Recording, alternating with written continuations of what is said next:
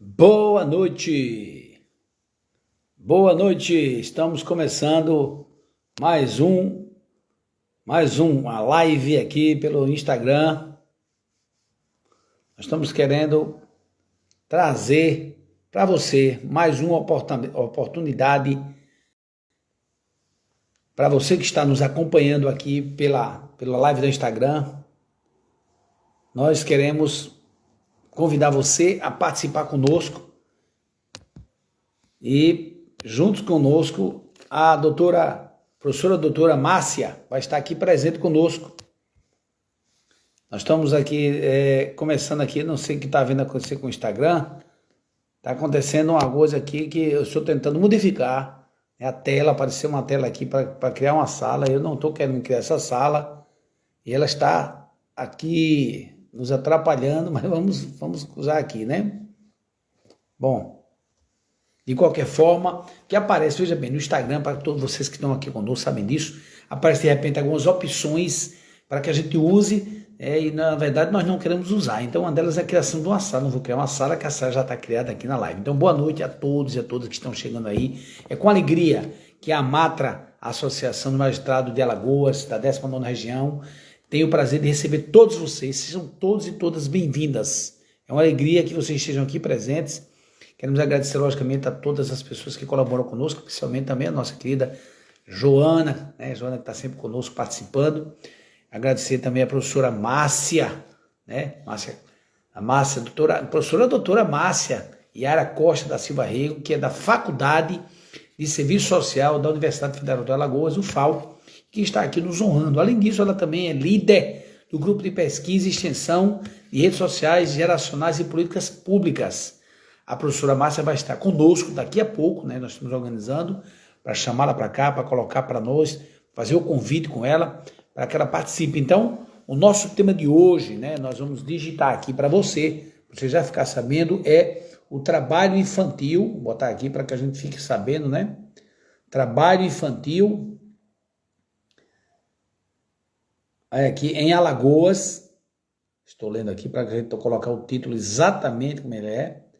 O impacto da pandemia, né? Nós vamos ter a alegria, né, de estar aqui com a professora, ela trazendo, ela que é uma pesquisadora, né, estudiosa, vai trazer para nós elementos muito importantes para a nossa reflexão, e eu espero que todos nós possamos juntos, né, participar, e na medida do possível, nós estaremos aqui trazendo para vocês, obviamente, as opiniões, trazendo para ela as opiniões de vocês, lendo os comentários, tá bom? Participe conosco, espero que nós possamos juntos, vou botar aqui a professora doutora Márcia no texto já para ela estar aqui, né? Colocar Márcia, tanto nome bonito, vou botar Márcia Costa, pronto. Márcia Costa, estamos juntos aqui publicando o comentário e fixando esse comentário, porque quem entrar na live vai saber, né? Vai estar conosco, né? É uma alegria estar com vocês. Enquanto agora vamos colocar o texto aqui, vamos convidar a professora Márcia para cá, para participar conosco, tá certo? Vamos fazer o convite a ela, ela que está nos dando essa possibilidade de estar conosco aqui, professora Márcia, e Marcinha Costa, o dela, né? E vamos estar convidando ela para participar conosco. Boa tarde. Aí, tudo bom? Como é que tá, professora? Agora é só ajustar o aparelho que está de lado, está deitado ele. É porque ele está no tripé, se eu ajustar, aí ele vai ficar, não sei onde eu vou apoiar. Não, assim, porque se ficar assim, vai só ficar de lado, né? Aí vai ficar... Eu sei. Só ajustar aí. Pronto, excelente. Pronto, olha aí. Olha aí, que maravilha. Não, tá, pode ficar tranquilo que tá no visual muito bom, tá massa. Antes de tudo, professor, eu queria lhe agradecer a sua disponibilidade. Ajuste aí com calma, isso é internet, é assim.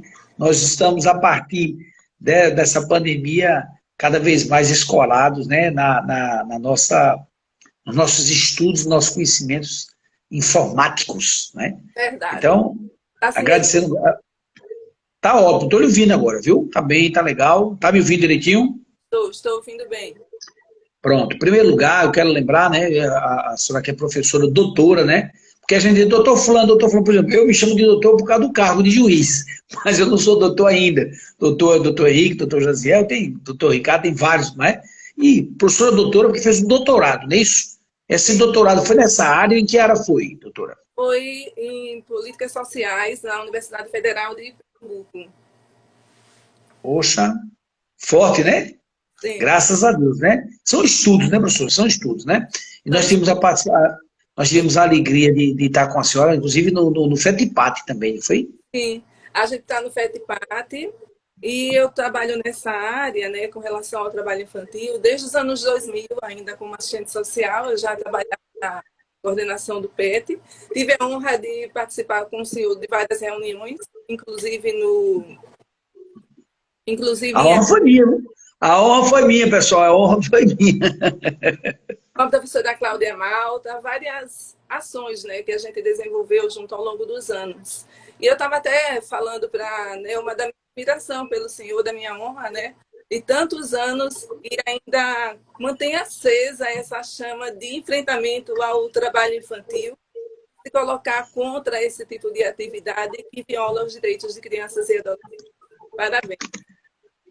Olha, eu que agradeço também a sua. E destaco, né, seu empenho também, né? Porque, veja, uma coisa é eu atuar na área, ótimo, né? Eu estou atuando e tudo mais, mas uma outra coisa é produzir conhecimento que possa transformar essa realidade a partir do esclarecimento do que está acontecendo. Então, também quero louvar esse seu trabalho, por isso que quando conversando com a Joana, que é a nossa querida amiga que trabalha conosco na imprensa, na Mata, dá uma assessoria fantástica, nós trabalhamos, visamos esse tema e observamos que a senhora professora doutora Márcia, tem também um empenho nesse sentido, de entender o que está acontecendo, de quantificar isso, de trazer para nós. E nesse momento, um tema tão importante, que é o trabalho infantil em Alagoas, esse impacto da pandemia, eu acho que é fundamental, porque as pessoas precisam saber que a pandemia ainda está aí. Tá certo? E eu vou começar a lhe provocar com algumas coisas. Agora, só que antes, se me permite, eu queria ler uma poesia que fala do tema, tá certo? E em seguida eu vou lhe passar a palavra para que a senhora traga para nós, inclusive, o objeto da sua pesquisa, que eu sei que a senhora, inclusive, fez pesquisa, se a memória não me falha, que você mencionou, inclusive, na reunião, em feiras, inclusive, não foi isso? Eita, nem selecionei os dados da feita. Não, mas lembra também, não se preocupe com isso, mas lembra também que a gente conversou sobre isso? São estudos importantes, não é? Fique tranquilo. Então, Tudo sobre escolas. Eu estou trazendo hoje dados gerais, mas se quiser eu aponto também dados relativos à pesquisa. não, mas como não, fique inteiramente à vontade. Só estar aqui conosco, nos dando essa alegria, essa honra de trazer um trabalho tão importante, sabe, professor? E a gente sabe, o tempo é curto, nós combinamos, inclusive, com a Joana de ser meia hora, para não ocupar muito seu tempo, para que a gente também ficasse uma coisa mais enxuta, porque a internet hoje a gente sabe como é que é, né? As pessoas, meia hora começam a expressar, então meia hora eu acho que é um tempo suficiente. Então, eu vou fazer o seguinte, na verdade eu li a poesia, não vou ler minha poesia não, eu vou deixar ela para o final. No final eu ler essa poesia. Eu quero começar logo passando a palavra para a senhora da seguinte forma. Que impacto é esse que a senhora traz para nós da pandemia nesse trabalho infantil? Como é que a gente poderia entender isso, professora? Impactos da pandemia, eu tinha colocado até o final, né, essa fala. Os impactos da pandemia para o trabalho infantil são muitos, porque com a pandemia o que se processou, né? Se processou no primeiro momento o isolamento social, a necessidade do distanciamento por conta da crise sanitária, e isso repercutiu em fechamento de instituições públicas e privadas, inclusive escolas e postos de saúde, unidades básicas de saúde. E isso vai refletir diretamente na vida de crianças e adolescentes e famílias, especialmente agora, né? Nesse contexto em que a gente está tendo um aumento exponencial do número de casos de crianças em situação de trabalho infantil e também o número de casos de crianças fora da escola. Então, são duas coisas muito graves, né, professora? Duas coisas muito graves, né? Trabalho infantil e fora da escola, né? sim, a gente não pode analisar trabalho infantil sem fazer relação com a escola, sem fazer relação com outras formas de violências que colocam para crianças e adolescentes. Então, a partir de estudos que a gente desenvolveu, a gente conseguiu perceber especificamente de um estudo produzido pela Unicef a partir de dados da PNAD contínua de 2019. O nome do estudo é Cenário da Exclusão Escolar no Brasil, um alerta sobre os impactos da pandemia Covid-19. Aí esse estudo, ele nos informa que no Brasil existe mais de 1 milhão de crianças e adolescentes em idade escolar obrigatória fora da escola. Isso é muito grave. E a maioria estão nas faixas etárias de 15 a 17 anos. E é a idade em que essas crianças, em que esses adolescentes deveriam estar cursando o ensino médio. Mas também a gente vê crianças entre 4 e 5 anos que estão em situação de trabalho infantil e também estão fora da escola. E é uma faixa que corresponde àquelas crianças que deveriam estar ou na pré-escola, né, um grupo etário da educação infantil, ou já em creches.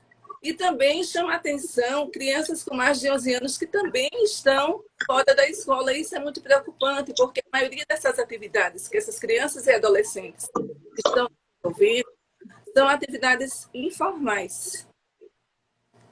Isso repercute em quê? Em prejuízo à saúde, à segurança e à moral desse infante, porque a maioria dessas atividades, além de serem informais, elas podem ser caracterizadas também como perigosas e insalubres. E tipificam, estão categorizadas na lista TIP, que é a lista das piores formas de trabalho infantil. Então, quando a gente olha os dados relativos ao trabalho infantil no Brasil, relativo ao trabalho infantil em Alagoas, a gente vê um grande número de adolescentes entre 16 e 17 anos em situação de trabalho. A gente vê um percentual considerável de crianças fora da escola, também em situação de trabalho, como também na faixa mais estreita dos 10 aos 13 anos. E isso vai repercutir na vida futura desses sujeitos. Eu posso trazer mais especificamente aqui os dados, fazendo um traçado a partir dos dados no Brasil, né? No mundo e no Brasil. Eu vou fazer um passeio com o senhor do mundo até... Faça, é bom para a gente. Para quem está assistindo, inclusive, professora, a gente vai, digamos, porque, me permita, enquanto a senhora dá uma respirada aí. A gente observa assim, a gente vai se tornando natural o trabalho infantil, que a gente nem percebe, nem liga para os números. Esses números que a senhora está trazendo, eles nos chamam a atenção, dizem, meu jeito está acontecendo, é grave, é sério.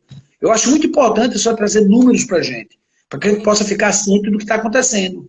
Então, como todos e todas podem perceber, apesar das estratégias que nós estamos desenvolvendo ao longo dos anos, né, desde os anos 2000, ao longo do século XX e ao longo do século XXI, o trabalho infantil ainda persiste, especialmente nas suas piores formas. E a gente tem que estar bem atento a essa questão.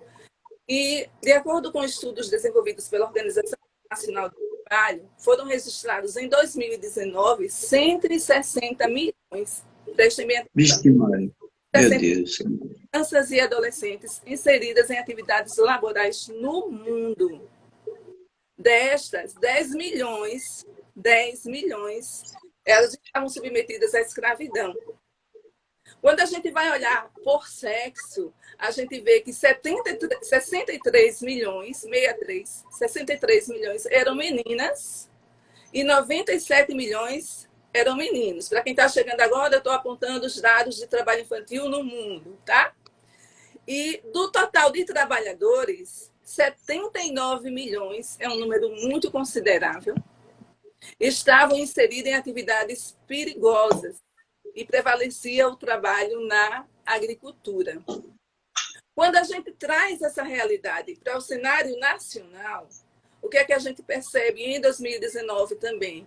Que havia 1,8 milhão de crianças e adolescentes em situação de trabalho infantil. E que a nossa região, que é a região Nordeste, vai ocupar, infelizmente, o segundo lugar no ranking de crianças que sofrem muito sério. Exploração, muito sério. Né? Que vivenciam exploração de corpos infantes. E outro dado que chama muita atenção quando a gente analisa o cenário nacional é que 50% dessas crianças trabalhadoras, elas realizavam afazeres domésticos. Pense, além da jornada de trabalho fora de casa, realizam afazeres domésticos e estudam. Isso é um aumento Tripla jornada, né? Tripla jornada. agravante na vida desses sujeitos. Já pensou ir para a escola cansado? Qual o nível de rendimento? Que tipo de aprendizagem? Com sono, né, professora? E às vezes 16 horas, né? 16 horas de trabalho fora a jornada que exercitam dentro de casa, com as atividades domésticas ou em relação aos cuidados. Criança cuidando de pessoas idosas doentes, crianças cuidando de mães adoecidas, crianças que, por ter essa relação de trabalho e de cuidado, somado aos afazeres domésticos, sofrem também prejuízos na saúde mental. E a gente tem que estar atento a isso. É uma coisa muito importante. E qual é o perfil? Se eu me perguntasse qual é o perfil, Márcia, dessas crianças? Atualmente tem um perfil já delineado, né?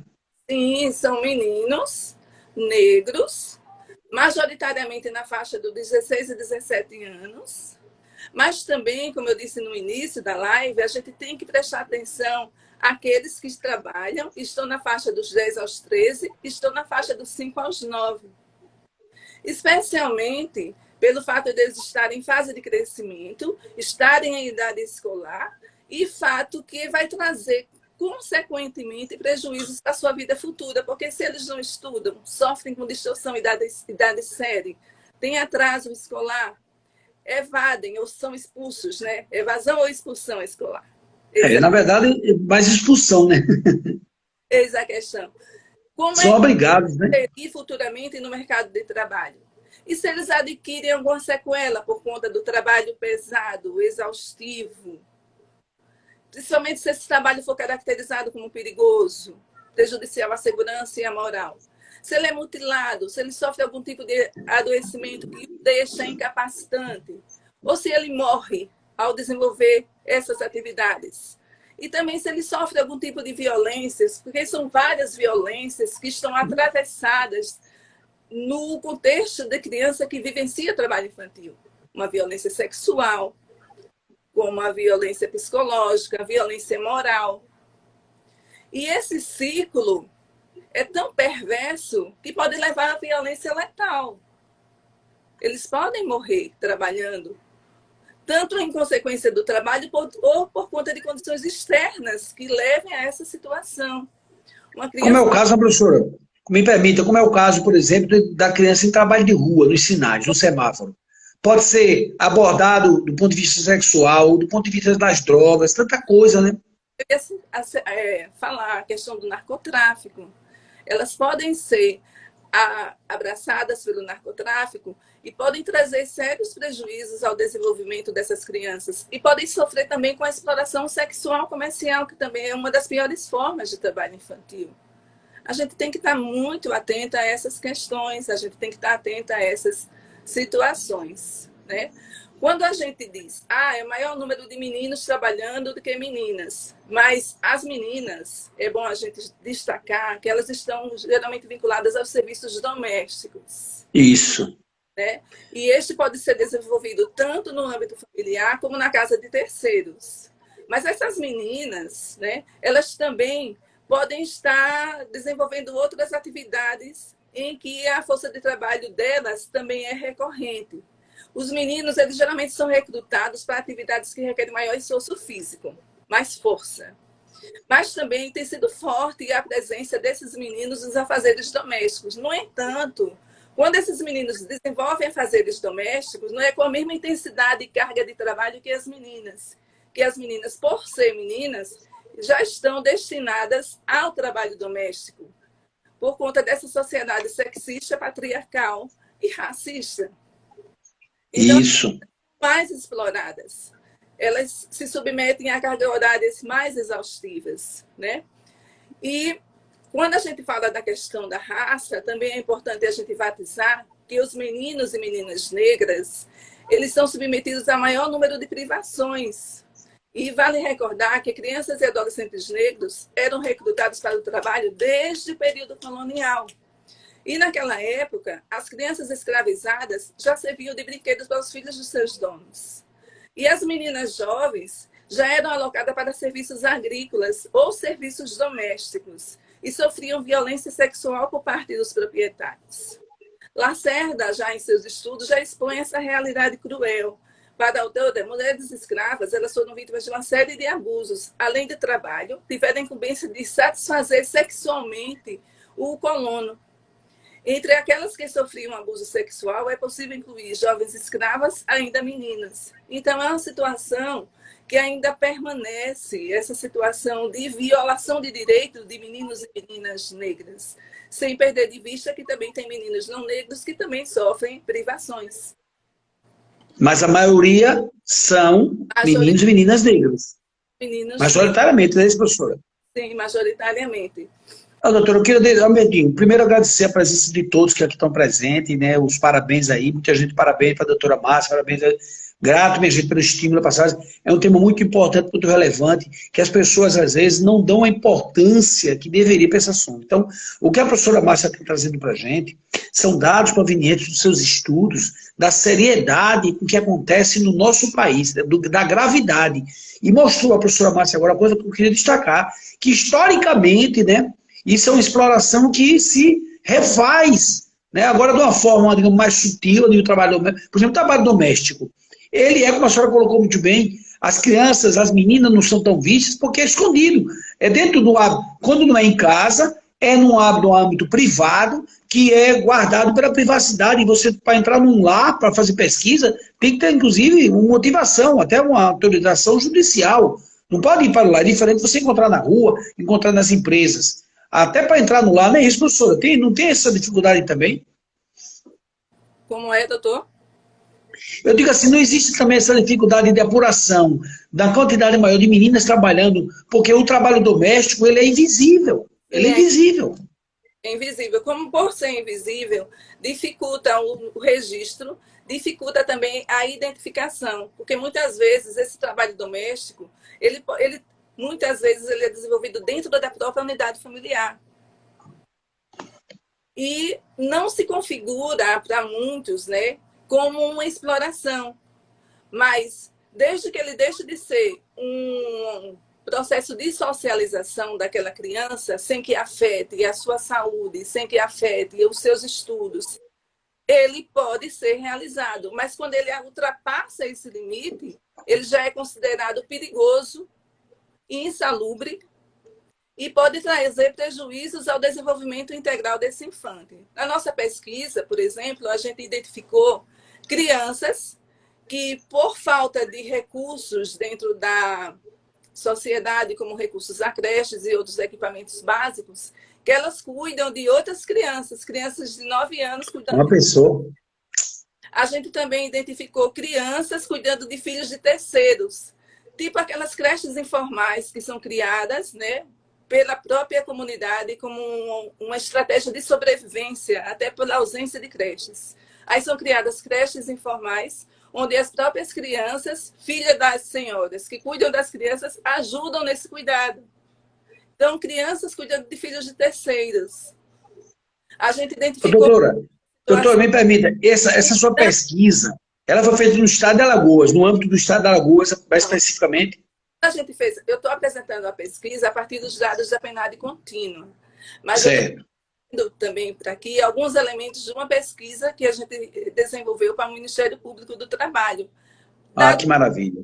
Mais próximas, para a gente compreender melhor essa realidade do trabalho infantil doméstico. Perfeito. Sim, também é importante a gente destacar, né, que predominava que metade dessas crianças trabalham e estudam, além de desenvolverem atividades perigosas.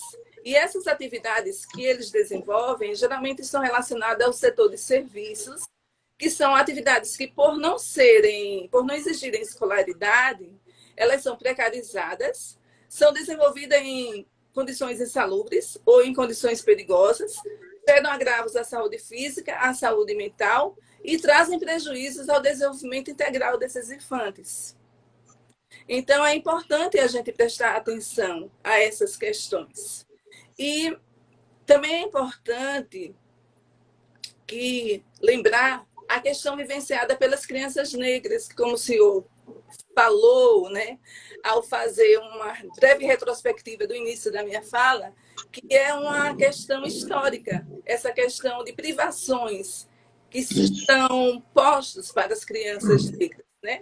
Ainda hoje, essas crianças, principalmente meninos e meninas negras, eles seguem uma rotina de invisibilidade, uma rotina de desumanização e tornam-se apenas estatísticas, mas são seres humanos. E quando a gente analisa todas as formas de violência que existem, que são praticadas contra crianças e adolescentes, todas elas trazem seu perfil crianças negras, apontam majoritariamente crianças negras. E a gente tem que ter muito cuidado, porque eles passam a ser os outros. Que outros? Aqueles que não têm direito à infância, que não têm direito, que não têm acesso ao São números, né? Como a senhora colocou bem, são números, né? São crianças que são adultizadas, que seguem a vida sem cores, uma vida amarga, sem o doce daquela infância perfeita, romantizada e idealizada por muitos. E a gente tem que ter muita atenção em relação a isso. Quando a gente vai trazer essa discussão para Alagoas, que eu já disse, no mundo, 160 milhões, no Brasil, 1,8 milhões, e agora é a nossa realidade. Como é que se configura a nossa realidade em Alagoas, de acordo com os dados da PNAD, contínua 2019? Nós temos uma população geral de crianças e adolescentes de 705 mil crianças e adolescentes, população geral, 705 mil. Destes, 25 mil estão em situação de trabalho. É muita gente. Um número muito grande. Muito. E carga horária de mais de 15 horas, outras tantas horas dedicadas a afazeres domésticos. Mais uma vez se repete o mesmo do cenário nacional, uma dupla jornada de trabalho, que contribui para o atraso escolar, para a evasão, para adoecimentos, acidentes de trabalho, seguido de doenças incapacitantes e mortes, que é o mesmo ciclo que se repete, tanto no mundo, como no Brasil, como em Alagoas, como em Maceió. Né? E 37% dessa população em situação de trabalho, eles exerciam atividades perigosas. E prevalecia o quê? Trabalhos informais, ou seja, trabalhos sem direitos trabalhistas, situação de insegurança, que não garantem a permanência da escola, são crianças que não participam do programa de aprendizagem. Aí, como também participar se não tem o mínimo de escolaridade? A gente identifica muitas vezes crianças que não sabem escrever. Isso. Não e sabe. a grande dificuldade, doutora professora, a senhora tocou num ponto importante, né? Que esse trabalho infantil, ele não só pela evasão escolar e tudo mais, mas pelo que a senhora falou agora, pela falta de preparo, ele impede até que a criança exerça um direito que está no Estatuto da Criança e Adolescente, que é o direito à profissionalização. Ela nem vai poder acessar porque não tem preparo. O nivelamento intelectual dela é muito baixo, até para ser contratada, até para participar de uma seleção, por exemplo, do jovem aprendiz. É muito sério isso. Mas continue, doutor. Eu quero só destacar esse detalhe como prejudicial. O trabalho infantil já é prejudicial e ainda interrompe a possibilidade de ir para uma coisa boa. Pois é. E são crianças, a gente encontrou crianças de 5 a 9 anos com distorção idade séria, atraso escolar, né? O número de infrequentes é imenso, o número de crianças infrequentes, e a evasão escolar também é assustadora. Então, se não investimos nas crianças e adolescentes, na sua formação, o que esperar dessas crianças? Como a gente vai cobrar daquilo que a gente não está investindo? Né? Isso é muito, muito sério. Quando a gente analisa o perfil dessas crianças, mais uma vez se repete o mesmo perfil nacional. São meninos, negros, 51% com idades entre 16 e 17 anos. Mas também não deixa de existir aqueles que estão na faixa dos 5 a 9, uma criança de 5 anos já trabalhando, já com responsabilidade de adulto, e aqueles também na faixa dos 10 a 13. E isso, aos 13 anos, isso vai trazer grandes prejuízos para o futuro desse trabalhador, como o senhor bem disse.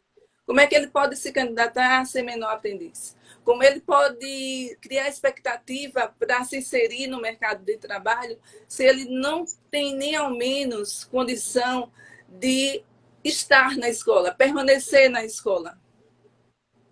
Então, é sobre isso que a gente deve pensar, é sobre essas questões que a gente deve refletir.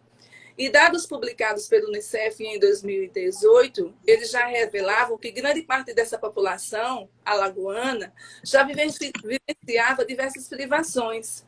66% estava em situação de pobreza, 19,6% não tinha acesso à educação, estavam fora da escola, 6,4% não tinham acesso à moradia, 35% não tinha acesso a serviços básicos, 24% não tinha acesso à internet, 13,7% estavam privados de serviços de proteção social, estão desprotegidos socialmente.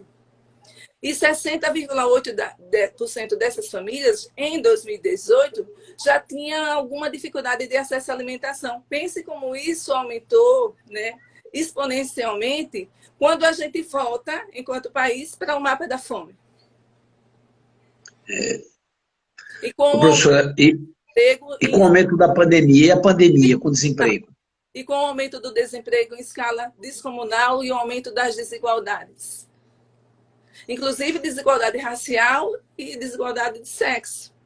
E desigualdades de gênero. Outra coisa que a gente tem que apontar é que o número de crianças e adolescentes fora da escola na região Nordeste é muito alto. É muito alto. Nós temos dados, professora, que atinge aqui o Nordeste, essa evasão. Como é que está? Na sua pesquisa, como é que foi apurado? No cenário da infância, no cenário da exclusão escolar no Brasil, eles apontam esses dados. Mais de 300 mil crianças Meu Deus. fora da escola. E isso é muito sério. É muita gente. Sim, muita gente. E crianças que deveriam estar, como eu disse, cursando o ensino médio, estar inseridos na educação infantil ou estar no ensino fundamental, também estão evadidas. Provavelmente estão em situação de trabalho ou sofrendo outra forma de violência. Muito sério. É uma situação que a gente deve refletir sempre, né? Ao analisar essa exclusão, tanto a urbana como a rural, constata-se que crianças e adolescentes que vivem nas áreas rurais são os mais afetados pela exclusão escolar.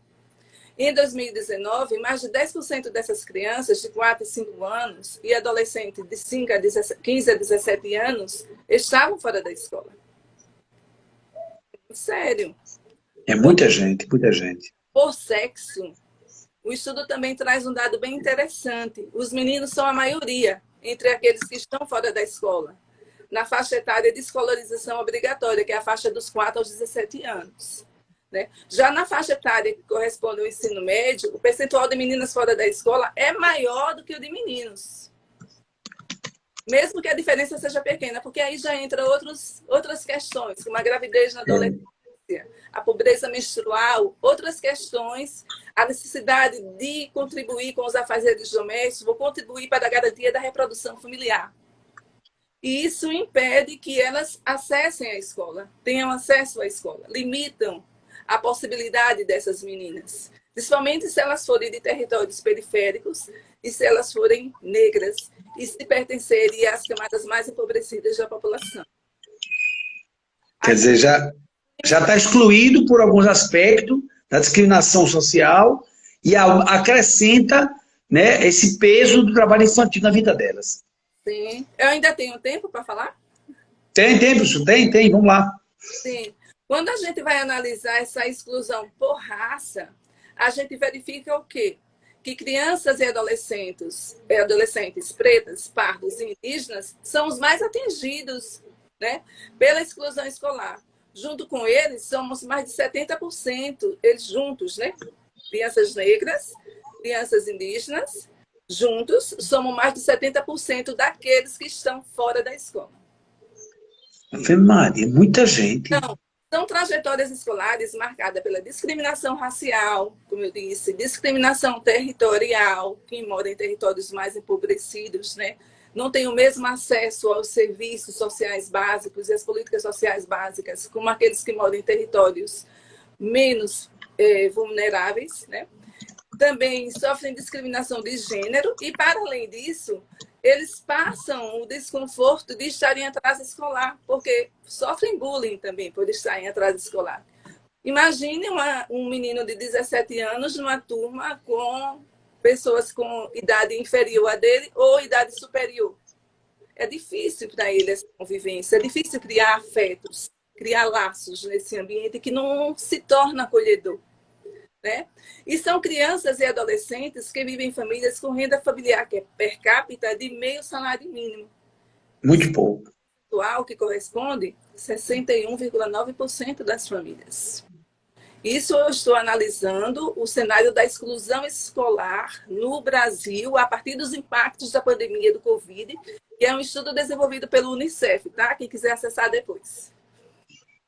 Então, quando se analisa o motivo dessas crianças estarem fora da escola, chama atenção o quê? Que entre as crianças de 4 a 5 anos, geralmente os motivos declarados são a opção dos pais ou dos responsáveis de não colocarem os filhos na escola. Isso gera um debate secular que ainda está sendo travado na cena cotidiana. Entre as crianças de 6 a 10 anos, a maior incidência nas respostas, quando foram perguntadas, né, por que vocês não vão à escola? Ou quando perguntado aos familiares, por que... Uma pesquisa de campo, né, professor? Uma pesquisa de campo, não é só bibliográfica. Então, quando eram perguntadas sobre essas questões, as crianças de 6 a 10 anos, a maior incidência das respostas foi a falta de vaga na escola. Correspondeu a mais ou menos 33%. Entre as crianças de 11 e 14, isso que chamou mais atenção e o que nos interessa para esse debate hoje. Quando chegou nas crianças de 11 a 14 anos, a maior incidência das respostas estava no desinteresse pela escola e pelo estudo, que alcançou 37%, e desse total de crianças de 11 a 14 anos, 3.510 estavam trabalhando ou procurando trabalho em 2019. Crianças de 11 a 14 anos procurando trabalho, para ajudar a constituir o orçamento familiar para garantir o mínimo do mínimo da sobrevivência. E um número mais sério ainda, 4.112 crianças e adolescentes estavam enfrentando a gravidez na adolescência.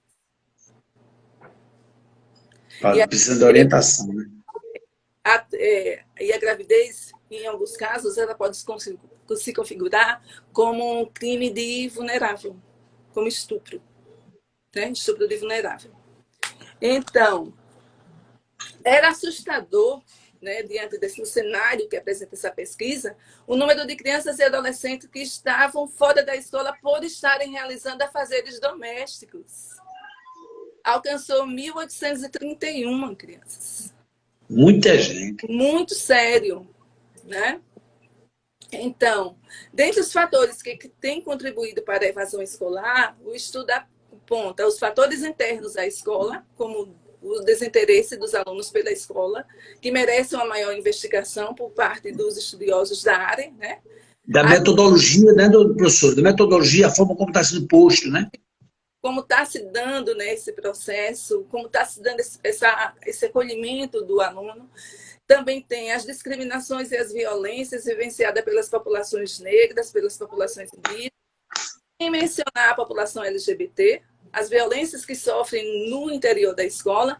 Por isso é muito importante, né, qualificar os professores e os profissionais e toda a comunidade escolar acerca das diversas violências que são praticadas contra crianças e adolescentes, para que possam identificar e fazer os encaminhamentos devidos, né? Em relação aos fatores externos à escola, tem a questão da impossibilidade dessas famílias, da maioria das famílias que tem sua parte constitutiva crianças e adolescentes, a impossibilidade delas enfrentarem questões econômicas que são externas a ela, como, por exemplo, o desemprego, o subemprego. e alimenta esse tipo de sociabilidade e aumenta cada vez mais a pobreza e, na mesma proporção, aumenta a riqueza de alguns. Quando se analisa a questão do trabalho infantil por sexo, a gente chega à seguinte conclusão. O número de meninos e meninas, eles, como eu disse, eles é bem superior o número de meninos é bem superior ao de meninas, sempre. Mas chama atenção, mais uma vez eu vou voltar para a mesma tecla, chama atenção o número de crianças em situação de gravidez, número de meninas que estão vivenciando a gravidez, a experiência da gravidez, uma gravidez sem o cuidado devido, sem a proteção devida, sem acesso aos serviços de saúde, envolvendo uma série de privações, e meninas também que estão inseridas nos afazeres domésticos. E essas situações, elas afetam mais as meninas. E a gente tem que analisar isso, principalmente quando a gente está analisando a evasão escolar e quando a gente está relacionando essa questão da evasão escolar com a questão do trabalho infantil e com outras formas de violência que a gente não pode dissociar uma coisa da outra. Com certeza. Professora, me permite uma coisa. Nesse caso, por exemplo, assim, nesse impacto que a senhora trouxe da pandemia para o trabalho infantil em Alagoas, nós podemos dizer que, além das condições que já estavam, a senhora fez uma avaliação mundial a nível do Brasil e a nível de Alagoas, podemos dizer que a pandemia, com o desemprego que gerou, ela acentuou o trabalho infantil em Alagoas, ela agravou, podemos afirmar isso, a nível prático, quer dizer, a pessoa diz, não, eu estou afirmando porque não é olhômetro. Na sua pesquisa, a gente pode afirmar que acentuou o trabalho infantil, esse desemprego gerado pela pandemia? Essa pesquisa foi bibliográfica, né, e documental. Analisei a partir de dados, né, publicados pelo Unicef e dados publicados pela PNAD contínua, e ela traz elementos que mostram, de fato, que a crise sanitária do Covid-19 contribuiu imensamente para o aumento do número de crianças e adolescentes em situação de trabalho, porque aumenta também, na mesma proporção, o índice de desemprego e a falta de acesso aos serviços sociais básicos. E quando a família está em situação de desemprego, a família vai se inserir, né, o pai ou a mãe, em trabalhos precários, trabalhos informais, que são geralmente mal pagos. E para garantir a sobrevivência da família, outros membros vão sendo inseridos no mercado de trabalho para garantir a sua subsistência. Então, o que existe é uma ausência de políticas sociais protetivas direcionadas às famílias e direcionadas a infâncias para evitar situações de violências. Professora, deixa eu lhe propor uma coisa. Veja bem, o nosso tempo já estourou, a gente tinha combinado, né, de meia hora, mas já estamos com 43. Mas o que eu achei interessante é o seguinte, a senhora trouxe todo um quadro importante para nós, tá? E eu estou achando que esse tema deu muita relevância para a gente acabar assim. E eu queria lhe propor o seguinte, a senhora já trouxe uma outra abordagem agora muito importante, já está trazendo para soluções. Então, o que é que eu queria propor? Nós tratamos hoje o trabalho infantil em Alagoas, o impacto que teve, certo? Agora, o que é que a gente pode trazer na próxima, fazer tipo assim, ó, parte 2, ou a volta da professora Márcia. Que tal a gente trazer, digamos assim, as possibilidades de solução, as alternativas possíveis para combate ao trabalho infantil em Alagoas? O que é que a senhora acha? Pode ser, mas eu já estava com ele aqui na ponta da agulha. Não, então vá, então tá certo, eu digo porque eu não queria fazer apressado. Fica à vontade, vai lá. Então, a gente percebe que a escola ela precisa ser vista como um espaço privilegiado para a educação sexual, especialmente nos casos que a menina pode optar por engravidar ou não, se ela tiver uma boa orientação, uma boa educação, de forma a permitir aos adolescentes ter a capacidade de decidir sobre a sua vida sexual e reprodutiva. Essa escola também deve se configurar enquanto espaço de proteção, em caso deve identificar sinais de violências praticadas contra crianças e adolescentes, encaminhar essas situações, esses casos, para os operadores do sistema de garantias de direitos, incluindo aí Conselho Tutelar, Serviço de Saúde, Assistência Social. Ministério Público também, Ministério Público. Ministério Público, e dentre as violências é preciso estar atento ao trabalho infantil nas suas diversas formas, e a escola pode estar atenta a isso, especialmente no tráfico, na exploração sexual comercial e nas diversas faces da informalidade. Então, desde 2020, a Unicef já alertava para a necessidade dos governos tomarem medidas para reduzir os danos causados pela Covid. E eles já sinalizavam que, na ausência dessas medidas, o número de crianças em situação de trabalho poderia passar de 160 milhões no final de 2020 para 168 milhões no final de 2022. Veja que coisa séria. Muito sério. 8,9 milhões. Mas o relatório também aponta caminhos, né? Que caminhos a gente pode seguir? Então, aumentar a proteção social de crianças e famílias, contribuir, criar estratégias para que acessem as políticas sociais básicas de educação, saúde, habitação, saneamento, garantia do ensino público de qualidade, garantir que essas crianças sejam registradas após o seu nascimento para que tenham identidade legal e possam acessar serviços. Não sei se o senhor lembra, na época do PET, da instauração, implantação do PET, todo o esforço que o Ministério Público fez, juizado, para crianças e adolescentes, para que pudessem ingressar no programa. Isso. Né? Também é importante promover a aprendizagem para a população jovem em idade de trabalho. Também é importante aumentar os investimentos em políticas públicas nas zonas rurais, que são populações também muito afetadas, e aumentar políticas que tenham o caráter, a característica de garantir a capacidade protetiva das famílias.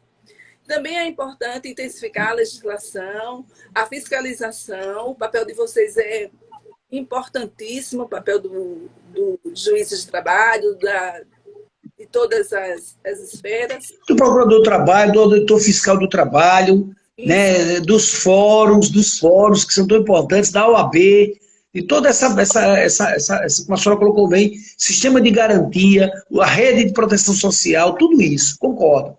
Muito importante. Então, é importante a gente fazer esse alerta, é muito importante esse debate, principalmente nesse momento em que a situação se encontra um pouco morna, né? Há uma naturalização muito grande a criança em situação de trabalho, e essa naturalização está sendo até absorvida e reproduzida, porque as pessoas mais nem se alertam para debater sobre o tema.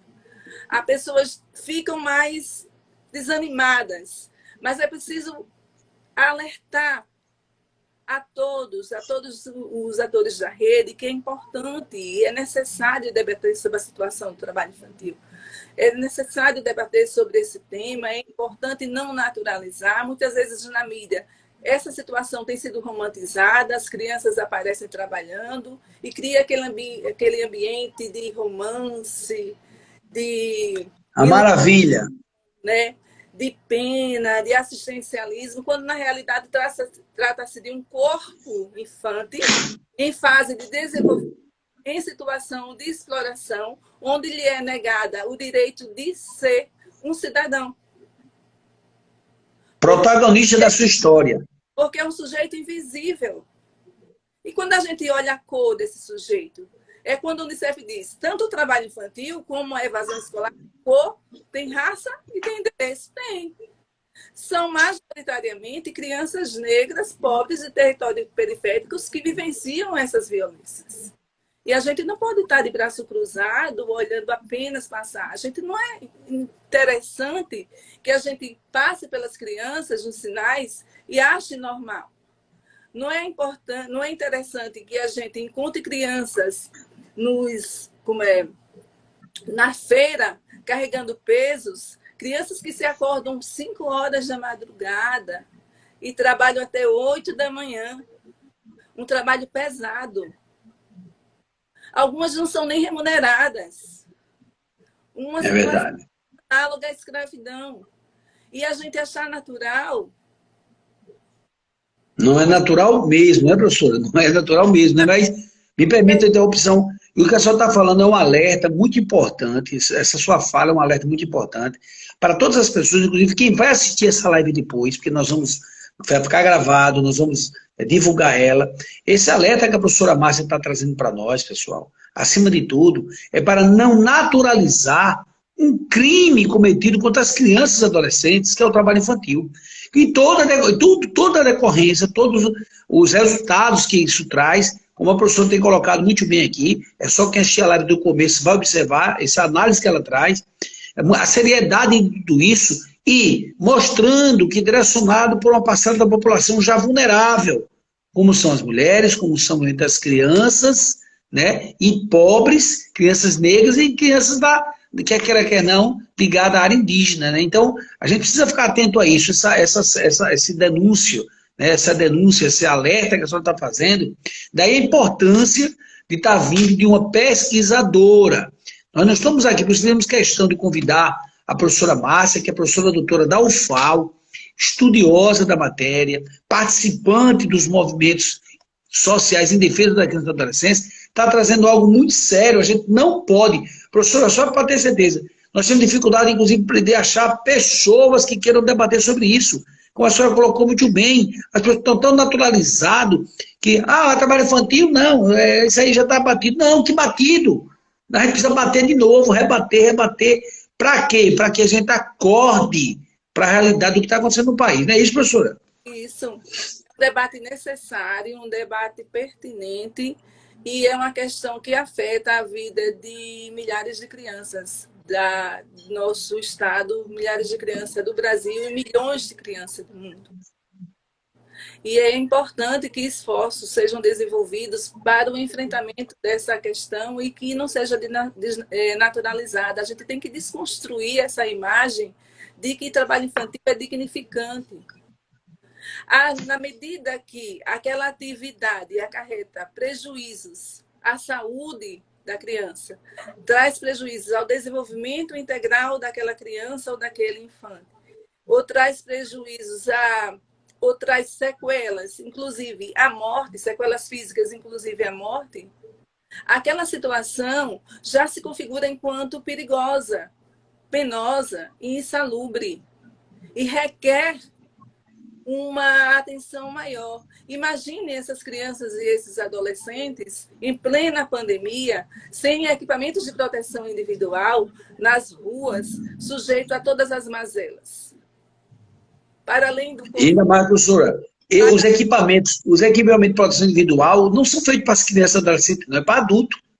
Nem se adequa ao corpo delas. Para além dos vírus, né? Para além do vírus, para além da situação do vírus, a gente tem crianças e adolescentes lidando com diversas situações, inseridas em diversos espaços ocupacionais insalubres e perigosos. Perfeito. Então, é importante demais a gente desconstruir essa ideia de que trabalho infantil dignifica, trabalho infantil enobrece. Na realidade, de jeito nenhum. Temos milhares de crianças que estão sendo afetadas, que estão fora da escola, que não têm possibilidade de uma inserção melhor no mundo do trabalho. Crianças que estão sofrendo com adoecimentos físicos, emocionais, gravíssimos. Crianças que estão inseridas no tráfico de drogas, crianças que estão inseridas na exploração sexual comercial, nas diversas modalidades de trabalho infantil, e a gente precisa estar sempre alerta, sim. A gente precisa sempre estar com essa pauta, sim, e não naturalizar. Naturalizar é ser conivente com o que está posto.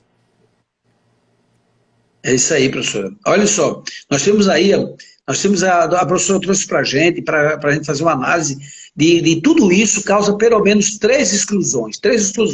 Exclusão da escola, né, que aí a criança tem essa evasão, a exclusão do mercado de trabalho, porque a pessoa não vai estar tão preparada para se capacitar por algo melhor, e a exclusão do próprio futuro dela. Mais tarde ela não vai ter como se manter, porque ela não teve uma condição de pagar, por exemplo, a previdência. Então é uma exclusão muito séria. Além da discriminação, da situação da discriminação das populações que são vulneráveis e que são discriminadas ao longo da história.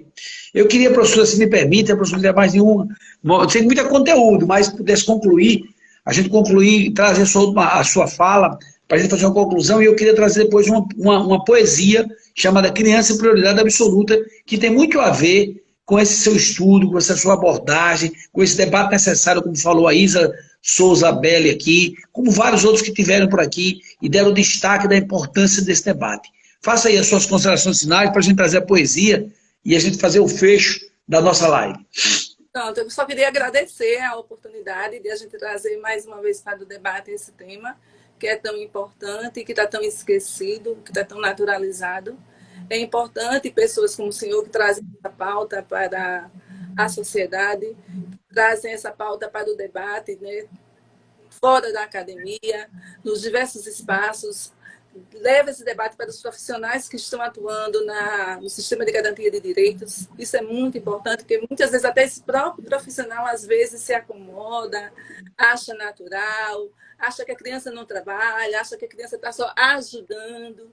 E a gente tem que desconstruir essa ideia de ajuda e saber até que ponto aquela criança está em processo de socialização e até que ponto aquela criança está, de fato, sendo explorada, tanto no ambiente familiar como fora desse ambiente familiar. A Beli foi uma das pessoas que participou da pesquisa conosco, né? Nós tivemos 23 pesquisadores, né? Que maravilha! E a Beli foi uma das pessoas que participaram desse processo.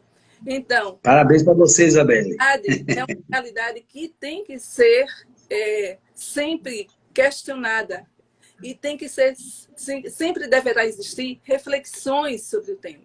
Como eu digo, o que a gente não pode é naturalizar, o que a gente não pode é cruzar os braços, né? Ou, como diz Raul Seixas, ficar com a boca escancarada, cheia de dentes, esperando a morte chegar.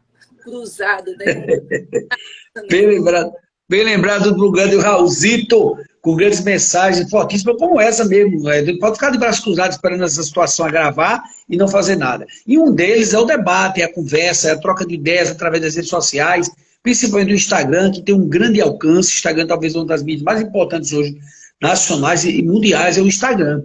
A importância desse destaque. Então, vai ficar registrada essa live. Eu quero deixar gratidão também à professora, pela Associação do Magistrado do Trabalho de Alagoas, da 19ª região, a professora Márcia Costa, professora doutora, que aceitou vir para cá, ela que é professora e pesquisadora da UFAL, e que também tem os seus estudos e a sua participação social. Não é só estudo, não. Eu tive o prazer de encontrar com ela em várias reuniões do Fórum de Erradicação contra o Trabalho Infantil e Proteção do Adolescente Trabalhador. E nós queremos deixar aqui a nossa gratidão e a porta aberta. Olha, dessa vez somos nós que convidamos, inclusive com o apoio e o auxílio total da nossa querida Joana, nossa jornalista Joana, para trazer a professora Márcia para cá.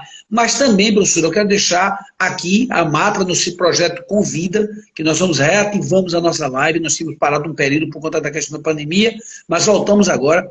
Nós queremos deixar a porta aberta, inclusive para a senhora, digamos assim, se apresentar, olha, tem um tema para tratar e, digamos, não precisa a gente convidar. A senhora tem aqui uma porta aberta, olha, bate na porta, olha, eu tenho esse tema para apresentar e tenha certeza que nós vamos agendar, escolher um dia melhor para a senhora, um olhar melhor, para que a gente possa ter a oportunidade de usufruir desses seus conhecimentos, dessa sua boa vontade, desse seu carinho com a infância e com a adolescência que lhe é peculiar.